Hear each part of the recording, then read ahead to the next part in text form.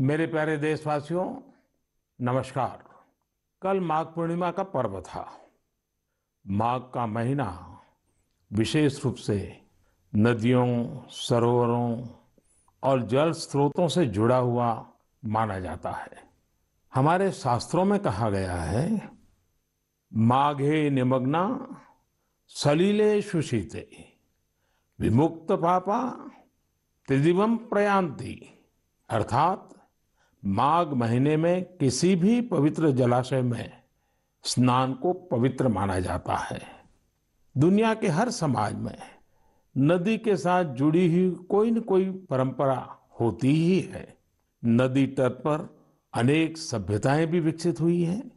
हमारी संस्कृति क्योंकि हजारों वर्ष पुरानी है, इसलिए इसका विस्तार हमारे यहाँ और ज्यादा मिलता है। भारत में कोई ऐसा दिन नहीं होगा जब देश के किसी न किसी कोने में पानी से जुड़ा कोई उत्सव न हो। माघ के दिनों में तो लोग अपना घर, परिवार, सुख सुविधा छोड़कर पूरे महीने नदियों के किनारे कल्पवास करने जाते हैं। इस बार हरिद्वार में कुंभ भी हो रहा है। जल हमारे लिए जीवन भी है, आस्था भी है और विकास की धारा भी है। पानी एक तरह से पारस से भी ज्यादा महत्वपूर्ण है। कहा जाता है, पारस के स्पर्श से लोहा सोने में परिवर्तित हो जाता है। वैसे ही पानी का स्पर्श जीवन के लिए जरूरी है, विकास के लिए जरूरी है। साथियों, माघ महीने को जल से जोड़ने का संभवतः एक और भी कारण है। इसके बाद से ही सर्दियां खत्म हो जाती हैं और गर्मियों की दस्तक होने लगती हैं। इसलिए पानी के संरक्षण के लिए हमें अभी से ही प्रयास शुरू कर देने चाहिए। कुछ दिनों बाद मार्च महीने में ही 22 तारीख को वर्ल्ड वाटर डे भी है। मुझे यूपी की आराध्या जी ने लिखा है कि दुनिया में करोड़ों लोग अपने जीवन का बहुत बड़ा हिस्सा पानी की कमी को पूरा करने में ही लगा देते हैं। बिन पानी सब सून, ऐसे ही नहीं कहा गया है। पानी के संकट को हल करने के लिए एक बहुत ही अच्छा मैसेज पश्चिम बंगाल के उत्तर दिनाजपुर से सुजीत जी ने मुझे भेजा है। सुजीत जी ने लिखा है कि प्रकृति ने जल के रूप में हमें एक सामूहिक उपहार दिया है, इसलिए इसे बचाने की जिम्मेदारी भी सामूहिक है। ये बात सही है। जैसे सामूहिक उपहार है, वैसे ही सामूहिक उत्तरदायित्व भी है। सुजीत जी की बात बिल्कुल सही है। नदी, तालाब, झील, वर्षा या जमीन का पानी, ये सब हर किसी के लिए है। साथियों, एक समय था जब गांव में कुएं, पोखर, इनकी देखभाल सब मिलकर करते थे। अब ऐसा ही एक प्रयास तमिलनाडु के तिरुवन्नामलाई में हो रहा है। यहाँ स्थानीय लोगों ने अपने कुओं को संरक्षित करने के लिए अभियान चलाया हुआ है। ये लोग अपने इलाके में वर्षों से बंद पड़े सार्वजनिक कुओं को फिर से जीवित कर रहे हैं। मध्य प्रदेश के अगरोदा गांव की बबीता राजपूत जी भी जो कर रही है, उससे आप सभी को प्रेरणा मिलेगी। बबीता जी का गांव बुंदेलखंड में है। उनके गांव के पास कभी एक बहुत बड़ी झील थी जो सूख गई थी। उन्होंने गांव की ही दूसरी महिलाओं को साथ लिया और झील तक पानी ले जाने के लिए एक नहर बना दी। इस नहर से बारिश का पानी सीधे झील में जाने लगा। अब ये झील पानी से भरी रहती है। साथियों, उत्तराखंड के बागेश्वर में रहने वाले जगदीश कुनियाल जी का काम भी बहुत कुछ सिखाता है। जगदीश जी का गांव और आसपास का क्षेत्र पानी की जरूरतों के लिए एक प्राकृतिक स्रोत पर निर्भर था, लेकिन कई साल पहले ये स्रोत सूख गया। इससे पूरे इलाके में पानी का संकट गहराता चला गया। जगदीश जी ने इस संकट का हल वृक्षारोपण से करने की ठानी। उन्हें पूरे इलाके में गांव के लोगों के साथ मिलकर हजारों पेड़ लगाए और आज उनके इलाके का सूख चुका वो जल स्रोत फिर से भर गया है। साथियों, पानी को लेकर हमें इसी तरह अपनी सामूहिक जिम्मेदारियों को समझना होगा। भारत के ज्यादातर हिस्सों में मई जून में बारिश शुरू होती है। क्या हम अभी से अपने आसपास के जल स्रोतों की सफाई के लिए, वर्षा जल के संचयन के लिए 100 दिन का कोई अभियान शुरू कर सकते हैं? इसी सोच के साथ अब से कुछ दिन बाद जल शक्ति मंत्रालय द्वारा भी जल शक्ति अभियान कैच द रेन भी शुरू किया जा रहा है। इस अभियान का मूल मंत्र है catch the rain where it falls when it falls. हम अभी से जुटेंगे, हम पहले से जो रेन वाटर हार्वेस्टिंग सिस्टम है उन्हें दुरुस्त करवा लेंगे, गांवों में, तालाबों में, पोखरों की सफाई करवा लेंगे, जल स्रोतों तक जा रहे पानी के रास्ते की रुकावटें दूर कर लेंगे, तो ज्यादा से ज्यादा वर्षा जल का संचयन कर पाएंगे। मेरे प्यारे देशवासियों, जब भी माघ महीने और इसके आध्यात्मिक सामाजिक महत्व की चर्चा होती है तो ये चर्चा एक नाम के बिना पूरी नहीं होती। ये नाम है संत रविदास जी का। माघ पूर्णिमा के दिन ही संत रविदास जी की जयंती होती है। आज भी संत रविदास जी के शब्द, उनका ज्ञान हमारा पथ प्रदर्शन करता है। उन्होंने कहा था, एकई माटी के सब भांडे, सबका एको सृजनहार। रविदास व्यापई एकई घट भीतर, सबको एकई घड़े कुम्हार। हम सभी एक ही मिट्टी के बर्तन हैं, हम सभी को एक ने ही गढ़ा है। संत रविदास जी ने समाज में व्याप्त विकृतियों पर हमेशा खुलकर अपनी बात कही। उन्होंने इन विकृतियों को समाज के सामने रखा, उसे सुधारने की राह दिखाई। और तभी तो मीरा जी ने कहा था, गुरु मिलिया रैदास, दीनी ज्ञान की घुटकी। ये मेरा सौभाग्य है कि मैं संत रविदास जी की जन्मस्थली वाराणसी से जुड़ा हुआ हूँ।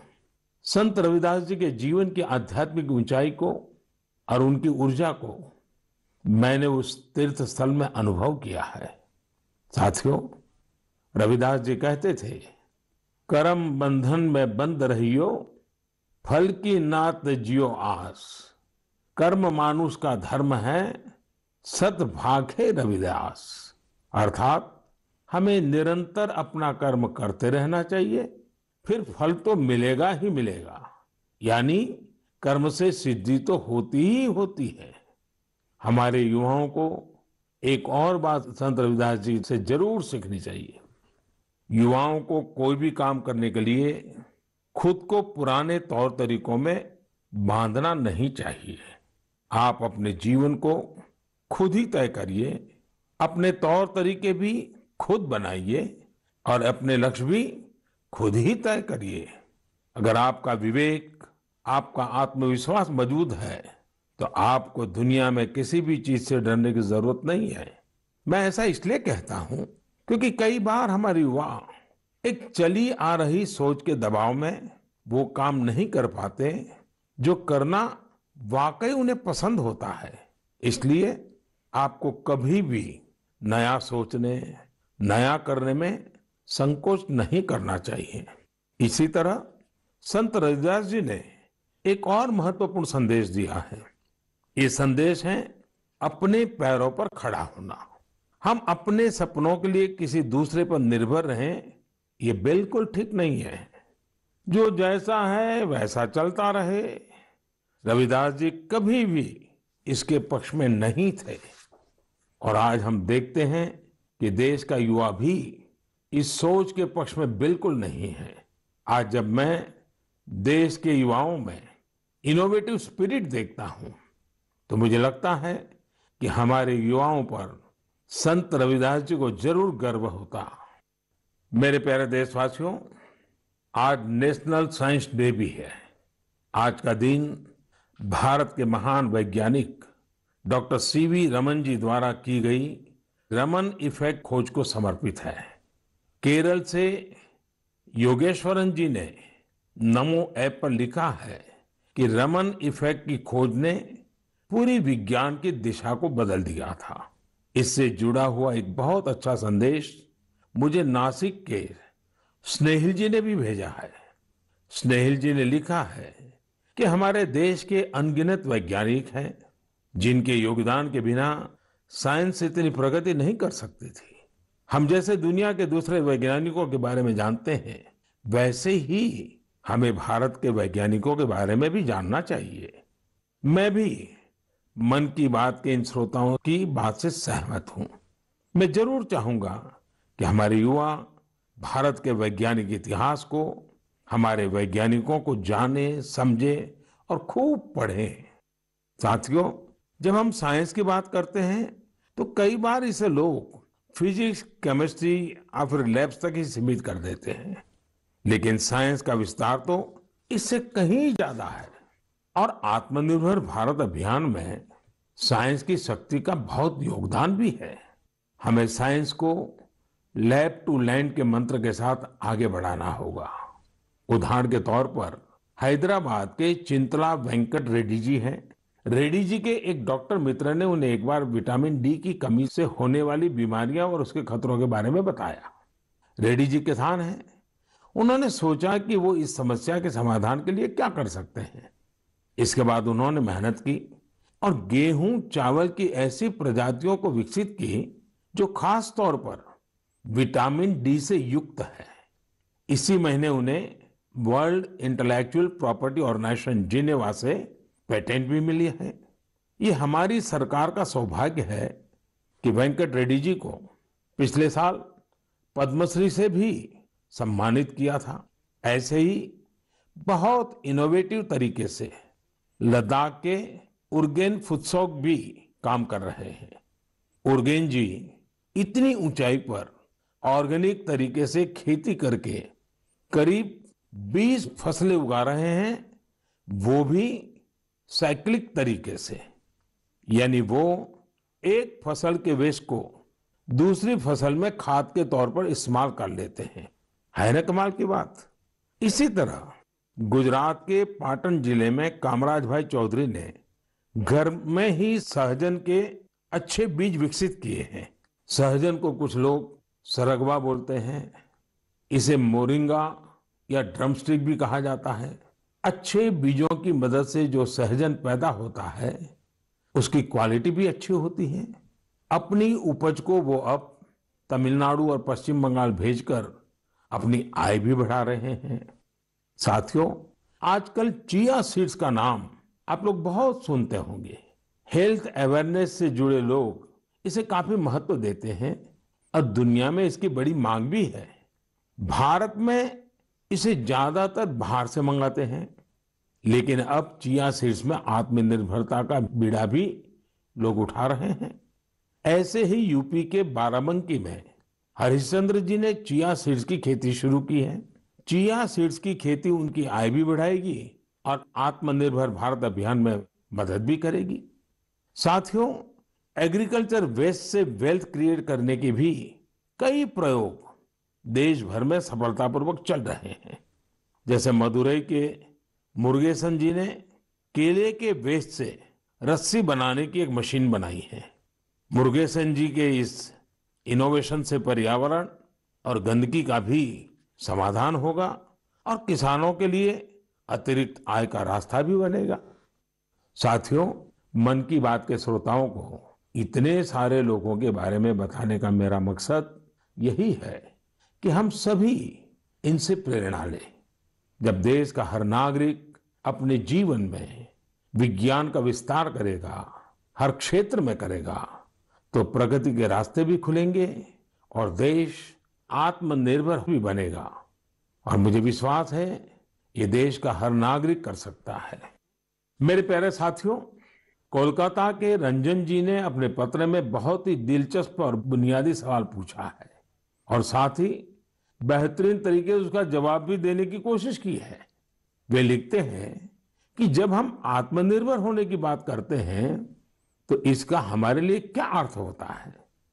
इसी सवाल के जवाब में उन्होंने खुद ही आगे लिखा है कि आत्मनिर्भर भारत अभियान केवल एक गवर्नमेंट पॉलिसी नहीं है, बल्कि एक नेशनल स्पिरिट है। वो मानते हैं कि आत्मनिर्भर होने का अर्थ है कि अपनी किस्मत का फैसला खुद करना, यानी स्वयं अपने भाग्य का नियंता होना। रंजन बाबू की बात 100% सही है। उनकी बात को आगे बढ़ाते हुए मैं ये भी कहूंगा कि आत्मनिर्भरता की पहली शर्त होती है अपने देश की चीजों पर गर्व होना, अपने देश के लोगों द्वारा बनाई वस्तुओं पर गर्व होना। जब प्रत्येक देशवासी गर्व करता है, प्रत्येक देशवासी जुड़ता है, तो आत्मनिर्भर भारत सिर्फ एक आर्थिक अभियान न रहकर एक नेशनल स्पिरिट बन जाता है।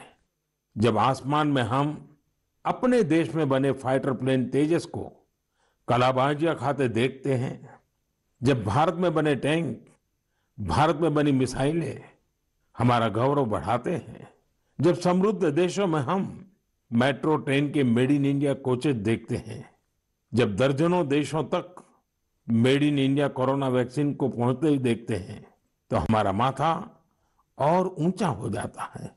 और ऐसा ही नहीं है कि बड़ी बड़ी चीजें ही भारत को आत्मनिर्भर बनाएगी।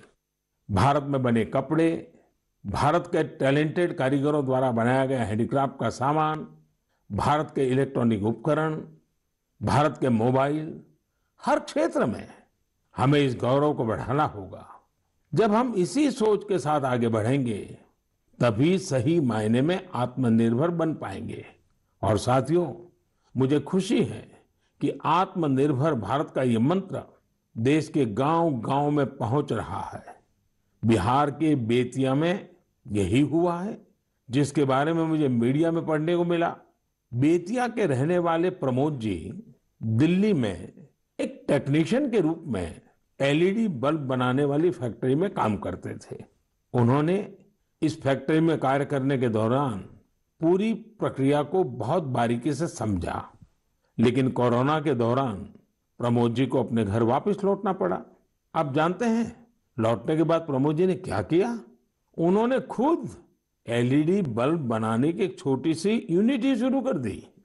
उन्होंने अपने क्षेत्र के कुछ युवाओं को साथ लिया और कुछ ही महीनों में फैक्ट्री वर्कर से लेकर फैक्ट्री ओनर बनने तक का सफर पूरा कर दिया, वह भी अपने ही घर में रहते हुए।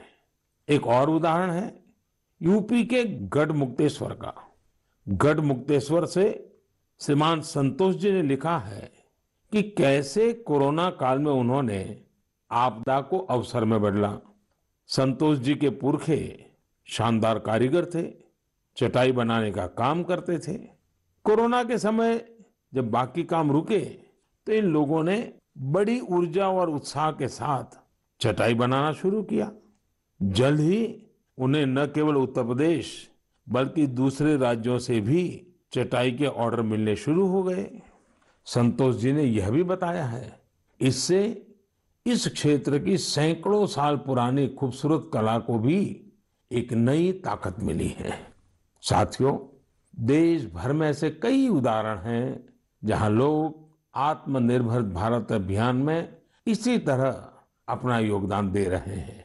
आज यह एक भाव बन चुका है जो आम जनों के दिलों में प्रवाहित हो रहा है। मेरे प्यारे देशवासियों, मैंने नमो ऐप पर गुड़गांव निवासी मयूर की एक इंटरेस्टिंग पोस्ट देखी। वे पैशनेट बर्ड वॉचर और नेचर लवर है। मयूर जी ने लिखा है कि मैं तो हरियाणा में रहता हूं, लेकिन मैं चाहता हूं कि आप असम के लोगों और विशेष रूप से काजीरंगा के लोगों की चर्चा करें। मुझे लगा कि मयूर जी राइनोज के बारे में बात करेंगे, जिन्हें वहां का गौरव कहा जाता है। लेकिन मयूर जी ने काजीरंगा में वाटरफॉल्स की संख्या में हुई बढ़ोतरी को लेकर असम के लोगों की सराहना के लिए कहा है। मैं ढूंढ रहा था कि हम वाटरफॉल्स को साधारण शब्दों में क्या कह सकते हैं, तो एक शब्द मिला, जल पक्षी। ऐसे पक्षी जिनका बसेरा पेड़ों पर नहीं पानी पर होता है, जैसे बतख वगैरह। Kaziranga national park and tiger reserve authority कुछ समय से एनुअल वाटरफाउल सेंसस करती आ रही है। इस सेंसस से जल पक्षियों की संख्या का पता चलता है और उनके पसंदीदा हैबिटेट की जानकारी मिलती है। अभी 2-3 सप्ताह पहले ही सर्वे फिर हुआ है। आपको भी ये जानकर खुशी होगी कि इस बार जल पक्षियों की संख्या पिछले वर्ष की तुलना में करीब 175% ज्यादा आई है। इस सेंसस के दौरान काजीरंगा नेशनल पार्क में बर्ड्स की कुल 112 स्पीशीज को देखा गया है। इनमें से 58 स्पीशीज यूरोप, सेंट्रल एशिया और ईस्ट एशिया सहित दुनिया के विभिन्न हिस्सों से आए विंटर माइग्रेंट्स है। इसका सबसे महत्वपूर्ण कारण यह है कि यहाँ बेहतर वाटर कंजर्वेशन होने के साथ ह्यूमन इंटरफियरेंस बहुत कम है। वैसे कुछ मामलों में पॉजिटिव ह्यूमन इंटरफियरेंस भी बहुत महत्वपूर्ण होता है। असम के श्री जादव पायेंग को ही देख लीजिए। आप में से कुछ लोग उनके बारे में जरूर जानते होंगे। अपने कार्यों के लिए उन्हें पद्म सम्मान मिला है। श्री जादव पायेंग वो शख्स हैं जिन्होंने असम में मजुली आइलैंड में करीब 300 हेक्टेयर प्लांटेशन में अपना सक्रिय योगदान दिया है। वे वन संरक्षण के लिए काम करते रहे हैं और लोगों को प्लांटेशन एवं बायोडायवर्सिटी के कंजर्वेशन को लेकर प्रेरित करने में भी जुटे हुए हैं। साथियों, असम में हमारे मंदिर भी प्रकृति के संरक्षण में अपनी अलग ही भूमिका निभा रहे हैं। यदि आप हमारे मंदिरों को देखेंगे तो पाएंगे कि हर मंदिर के पास तालाब होता है। हजो स्थित हयाग्रीव मधेब मंदिर, सोनितपुर के नागशंकर मंदिर और गुवाहाटी में स्थित उग्रतारा टेम्पल के पास इस प्रकार के कई तालाब हैं। इनका उपयोग विलुप्त होते कछुओं की प्रजातियों को बचाने के लिए किया जा रहा है। असम में कछुओं की सबसे अधिक प्रजातियां पाई जाती हैं। मंदिरों के ये तालाब कछुओं के संरक्षण, प्रजनन और उनके बारे में प्रशिक्षण के लिए एक बेहतरीन स्थल बन सकते हैं। मेरे प्यारे देशवासियों, कुछ लोग समझते हैं कि इनोवेशन करने के लिए आपका साइंटिस्ट होना जरूरी है। कुछ सोचते हैं कि दूसरों को कुछ सिखाने के लिए आपका टीचर होना जरूरी है। इस सोच को चुनौती देने वाले व्यक्ति हमेशा सराहनीय होते हैं। अब जैसे क्या कोई किसी को सोल्जर बनने के लिए प्रशिक्षित करता है तो क्या उसको सैनिक होना जरूरी है? आप सोच रहे होंगे कि हाँ, जरूरी है। लेकिन यहाँ थोड़ा सा ट्विस्ट है। माय गॉव पर कमलकांत जी ने मीडिया की एक रिपोर्ट साझा की है जो कुछ अलग बात कहती है। ओडिशा में अराखुड़ा में एक सज्जन है नायक सर। वैसे तो इनका नाम सिलू नायक है, पर सब उन्हें नायक सर ही बुलाते हैं। दरअसल वे मैन ऑन अ मिशन है। वह उन युवाओं को मुफ्त में प्रशिक्षित करते हैं जो सेना में शामिल होना चाहते हैं। नायक सर के ऑर्गेनाइजेशन का नाम महागुरु बटालियन है। इसमें फिजिकल फिटनेस से लेकर इंटरव्यूज तक और राइटिंग से लेकर ट्रेनिंग तक इन सभी पहलुओं के बारे में बताया जाता है। आपको यह जानकर हैरानी होगी कि उन्होंने जिन लोगों को प्रशिक्षण दिया है, उन्होंने थल सेना, जल सेना, वायुसेना, सीआरपीएफ, बीएसएफ ऐसे यूनिफॉर्म फोर्सेस में अपनी जगह बनाई है। वैसे आप ये जानकर भी आश्चर्य से भर जाएंगे कि सिलू नायक जी ने खुद उड़ीसा पुलिस में भर्ती होने के लिए प्रयास किया था, लेकिन वो सफल नहीं हो पाए। इसके बावजूद उन्होंने अपने प्रशिक्षण के दम पर अनेक युवाओं को राष्ट्र सेवा के योग्य बनाया है। आइए हम सब मिलकर नायक सर को शुभकामना दें कि वह हमारे देश के लिए और अधिक नायकों को तैयार करें। साथियों, कभी कभी बहुत छोटा और साधारण सा सवाल भी मन को झकझोर जाता है। ये सवाल लंबे नहीं होते हैं, बहुत सिंपल होते हैं, फिर भी वे हमें सोचने पर मजबूर कर देते हैं। कुछ दिन पहले हैदराबाद की अपर्णा रेड्डी जी ने मुझसे ऐसा ही एक सवाल पूछा। उन्होंने कहा कि आप इतने साल से पीएम है, इतने साल सीएम रहे, क्या आपको कभी लगता है कि कुछ कमी रह गई? अपर्णा जी का सवाल बहुत सहज है, लेकिन उतना ही मुश्किल भी। मैंने इस सवाल पर विचार किया और खुद से कहा, मेरी एक कमी ये रही कि मैं दुनिया की सबसे प्राचीन भाषा तमिल सीखने के लिए बहुत प्रयास नहीं कर पाया। मैं तमिल नहीं सीख पाया। यह एक ऐसी सुंदर भाषा है जो दुनिया भर में लोकप्रिय है। बहुत से लोगों ने मुझे तमिल लिटरेचर की क्वालिटी और इसमें लिखी गई कविताओं की गहराई के बारे में बहुत कुछ बताया है। भारत ऐसी अनेक भाषाओं की स्थली है जो हमारी संस्कृति और गौरव का प्रतीक है। भाषा के बारे में बात करते हुए मैं एक छोटी सी इंटरेस्टिंग क्लिप आप सबके साथ साझा करना चाहता हूँ। भवतां सर्वेषां हार्दं हार्दं स्वागतम् अस्ति। एकता मूर्त्याः दक्षिणतः सातपुला पर्वतमाला अस्ति। एकता मूर्त्याः वामतः विन्ध्याचल पर्वतमाला अस्ति। एकता मूर्त्याः नर्मदा नदीस्य उपरि भागे वर्तते। अहम् एकता मूर्त्याः कार्यकर्ता अस्ति। सरदार वल्लभभाई पटेलः लोह पुरुषः इति उच्यते। दरअसल अभी जो आप सुन रहे थे वो स्टैच्यू ऑफ यूनिटी पर एक गाइड संस्कृत में लोगों को सरदार पटेल की दुनिया की सबसे ऊंची प्रतिमा के बारे में बता रही है। आपको जानकर खुशी होगी कि केवड़िया में 15 से ज्यादा गाइड धारा प्रवाह संस्कृत में लोगों को गाइड करते हैं। अब मैं आपको एक और आवाज सुनवाता हूँ। कन्निकं प्रक्षेपकाय कान्हा ब्रह्मचारी कन्मुकं प्रक्षिप्तवान् तदा शास्त्रा संस्कृत महाविद्यालय से दलनायकः अखिलेश पांडेयः तीव्रगत्या कन्फल्केन कन्मुकं ताडितं तदा आकाशमार्गेण उड्डयन् कन्मुकं सीमारेखातः बहिर्गतं ततः खड्गधावनं तेषां कोशे खड्गधावनं। आप भी इसे सुनकर हैरान हो गए होंगे। दरअसल ये संस्कृत में की जा रही क्रिकेट कमेंट्री है। वाराणसी में संस्कृत महाविद्यालयों के बीच एक क्रिकेट टूर्नामेंट होता है। ये महाविद्यालय है शास्त्रार्थ महाविद्यालय, स्वामी वेदांती वेद विद्यापीठ, श्री ब्रह्मवेद विद्यालय और इंटरनेशनल चंद्रमौली चैरिटेबल ट्रस्ट। इस टूर्नामेंट के मैचों के दौरान कमेंट्री संस्कृत में भी की जाती है। अभी मैंने उस कमेंट्री का एक बहुत ही छोटा सा हिस्सा आपको सुनाया। यही नहीं, इस टूर्नामेंट में खिलाड़ी और कमेंटेटर पारंपरिक परिधान में नजर आते हैं।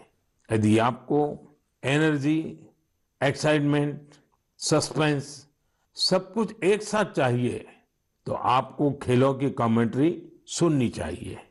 टीवी आने से बहुत पहले स्पोर्ट्स कमेंट्री ही वो माध्यम थी जिसके जरिए क्रिकेट और हॉकी जैसे खेलों का रोमांच देश भर के लोग महसूस करते थे।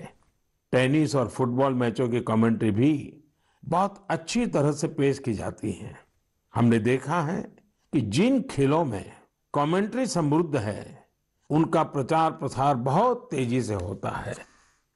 हमारे यहाँ भी बहुत से भारतीय खेल हैं, लेकिन उनमें कमेंट्री कल्चर नहीं आया है और इस वजह से वो लुप्त होने की स्थिति में है। मेरे मन में एक विचार है, क्यों न अलग अलग स्पोर्ट्स और विशेषकर भारतीय खेलों की अच्छी कमेंट्री अधिक से अधिक भाषाओं में हो। हमें इसे प्रोत्साहित करने के बारे में जरूर सोचना चाहिए। मैं खेल मंत्रालय और प्राइवेट संस्थान के सहयोगियों से इस बारे में सोचने का आग्रह करूंगा। मेरे प्यारे युवा साथियों, आने वाले कुछ महीने आप सबके जीवन में विशेष महत्व रखते हैं। अधिकतर युवा साथियों के एग्जाम्स, परीक्षाएं होगी। आप सबको याद है ना, वॉरियर बनना है, वॉरियर नहीं। हंसते हुए एग्जाम देने जाना है और मुस्कुराते हुए लौटना है। किसी और से नहीं, अपने आप से ही स्पर्धा करनी है, पर्याप्त नींद भी लेनी है और टाइम मैनेजमेंट भी करना है। खेलना भी नहीं छोड़ना है, क्योंकि जो खेले वो खिले। रिवीजन और याद करने के स्मार्ट तरीके अपनाने हैं। यानी कुल मिलाकर इन एग्जाम्स में अपने बेस्ट को बाहर लाना है। आप सोच रहे होंगे यह सब होगा कैसे? हम सब मिलकर यह करने वाले हैं। हर वर्ष की तरह इस वर्ष भी हम सब करेंगे परीक्षा पे चर्चा। लेकिन मार्च में होने वाली परीक्षा पे चर्चा से पहले मेरी आप सभी एग्जाम वॉरियर से, पेरेंट्स से और टीचर से रिक्वेस्ट है कि अपने अनुभव, अपने टिप्स जरूर शेयर करें। आप माय गॉव पर शेयर कर सकते हैं, नरेंद्र मोदी ऐप पर शेयर कर सकते हैं। इस बार की परीक्षा पे चर्चा में युवाओं के साथ साथ पेरेंट्स और टीचर्स भी आमंत्रित है। कैसे पार्टिसिपेट करना है, कैसे प्राइज जीतने हैं, कैसे मेरे साथ डिस्कशन का अवसर पाना है, ये सारी जानकारियां आपको माय गॉव पर मिलेगी। अब तक 1 लाख से अधिक विद्यार्थी, करीब 40,000 पेरेंट्स और तकरीबन 10,000 टीचर भाग ले चुके हैं। आप भी आज ही पार्टिसिपेट कीजिए। इस कोरोना के समय में मैंने कुछ समय निकालकर एग्जाम वॉरियर बुक में भी कई नए मंत्र जोड़ दिए हैं। अब इसमें पेरेंट्स के लिए भी कुछ मंत्र ऐड किए गए हैं। इन मंत्रों से जुड़ी ढेर सारी interesting activities Narendra Modi app पर दी हुई है, जो आपके अंदर के एग्जाम वॉरियर को इग्नाइट करने में मदद करेगी। आप इनको जरूर ट्राई करके देखिए। सभी युवा साथियों को आने वाली परीक्षाओं के लिए बहुत बहुत शुभकामनाएं। मेरे प्यारे देशवासियों, मार्च का महीना हमारे फाइनेंशियल ईयर का आखिरी महीना भी होता है।